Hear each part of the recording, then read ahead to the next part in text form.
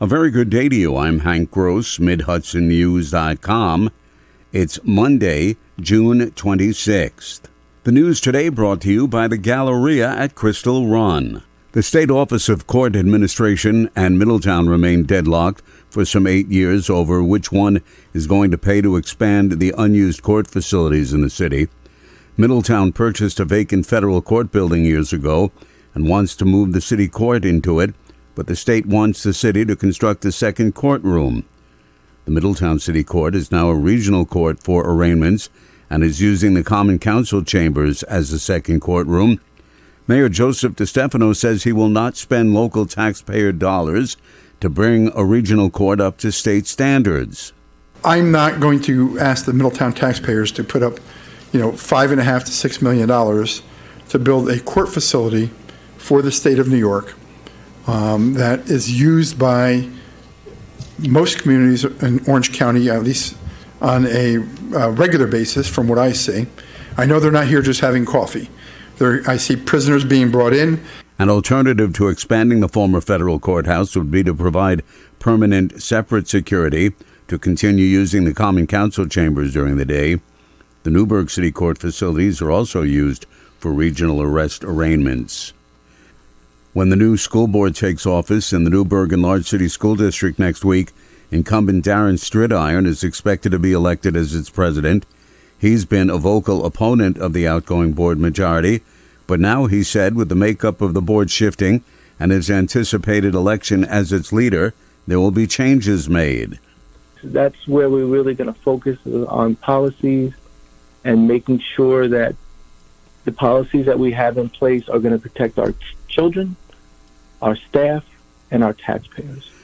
School Superintendent Jackie Lynn Manning Campbell says she looks forward to working with the new board.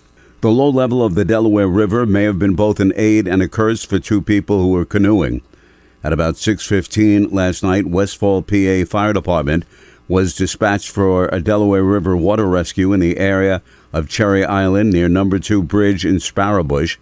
It was reported as a boat in distress and a woman swimming down the river. Westfall, Matamoras, Port Jervis, and Sparrowbush Fire Departments had boats and rescue teams in the water quickly, but a water rescue turned out not to be needed. A man had made it to shore, and a woman without her canoe had walked across an area of the river and reached the shore. The woman was located by rescuers on the New York side of the river, where she was assisted by emergency crews on foot to No. 2 Bridge. Westfall Fire Chief Fred Jacobs and other responders said the river level is low and a bit more challenging for boats in shallow, brushy areas. Had the two individuals been in distress or not on shore on their own, they would have been rescued by boat. More news right after this. Find over 100 retailers allowing you to spend hours shopping safely at the Galleria at Crystal Run. Enjoy the big brands and the diverse selection of family-owned stores all in one location. The Galleria at Crystal Run offers dining options for everyone with Fuji 110 Grill, Allen's Mediterranean Grill, and Peru Cuisine. Discover the Mid-Hudson Valley's premier shopping, dining, and entertainment destination, the Galleria at Crystal Run.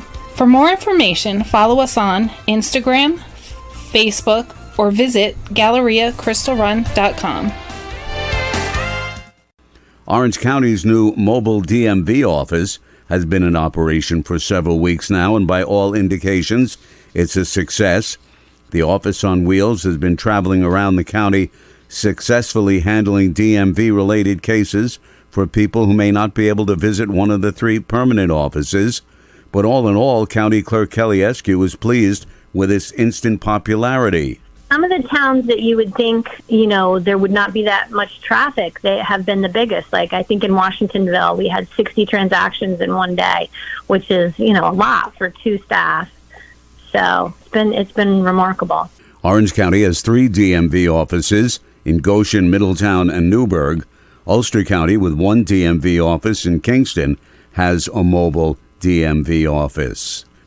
The low clouds this weekend kept aircraft near the ground and within easy sight range during the annual New York Air Show at Orange County Airport in Montgomery. Spotty drizzle did not deter spectators from looking up to the skies as the Navy Blue Angels flew by in formation. The air show included a fly-through with the U.S. Air Force A-10 and other stunt aircraft.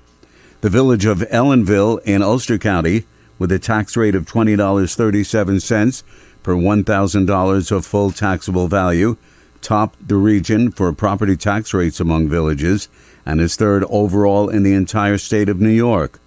The village of Monticello in Sullivan County finishes with one of the state's highest tax rates. It came in fourth statewide overall with a tax rate of $19.33 per $1,000 of full taxable value. The village of South Blooming Grove, located in Orange County, has one of the lowest rates at $1.57, with $316.9 million in full taxable value. Dozens of parts from endangered animals were seized recently at Barn Stars Antiques at Rhinebeck, a semi-annual antique show at the Dutchess County Fairgrounds. State environmental conservation officers confiscated dozens of items from endangered sea turtles and elephant ivory, valued at over $100,000 from 7 vendors. In total, 5 notices of violation and 2 tickets were issued to companies and individuals selling the items. I'm Hank Gross, MidHudsonNews.com. The news today brought to you by the Galleria at Crystal Run.